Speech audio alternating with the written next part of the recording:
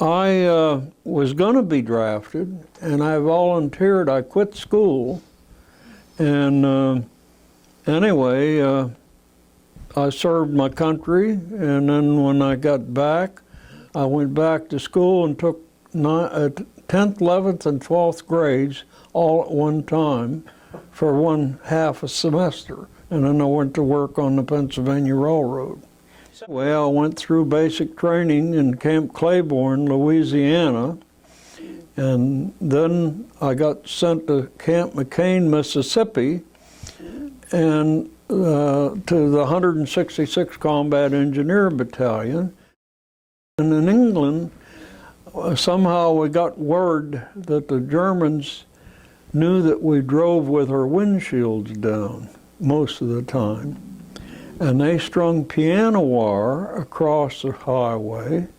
And anyway, I welded a angle iron on my front bumper that stuck up above my head, so to speak, with a hook and a sharp edge on it. So, and I might mention it over there, I cut several of those. Really? Or otherwise I wouldn't be here today. We were in England 1 month. Okay. And D-Day was, I think, maybe 2 or 3 weeks before we went in. Okay. Yeah. And your landing was in Utah Beach? Yeah. And what was the beach like when you landed there? I mean, this was a few weeks after the original landing. Well, we went in about 3 o'clock in the morning, and about 5 o'clock in the morning, the tide had gone out, and our ship was sitting on land. Really? And all I did was open up the front end, and I drove off. I was the first one off the boat.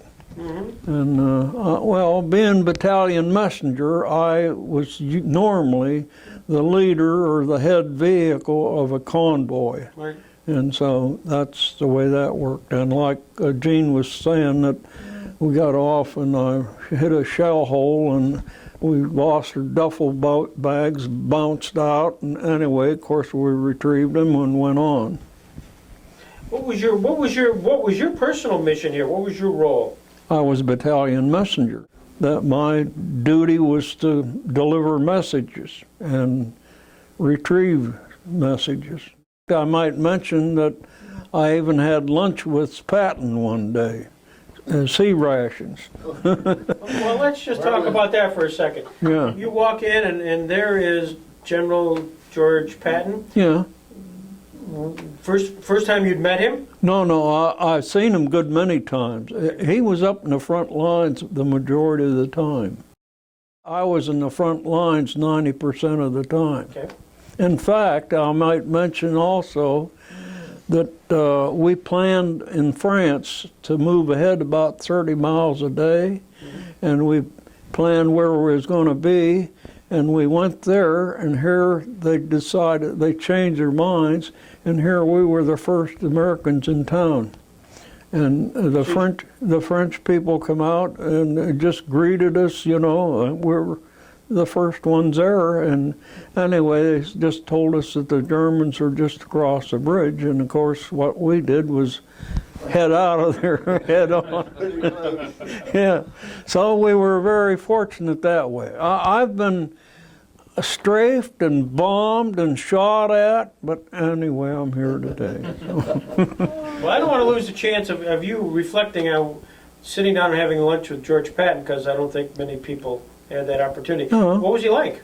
It was just a short occasion that I happened to go to his headquarters for messages, you know, and it just that way. I just happened to be there at the time when he was having a bite to eat, so I joined him, and just for a few minutes.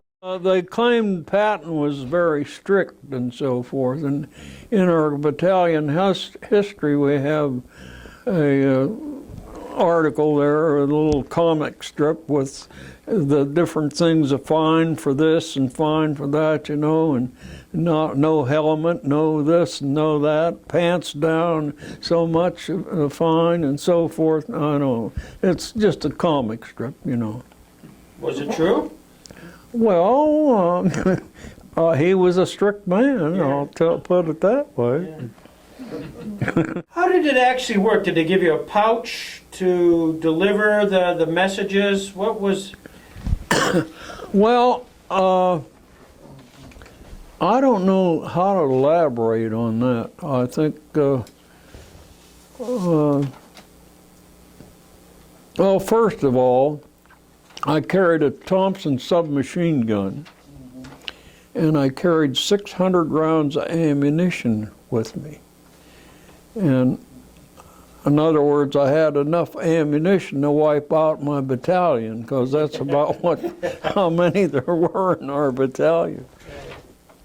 But, you know, apparently,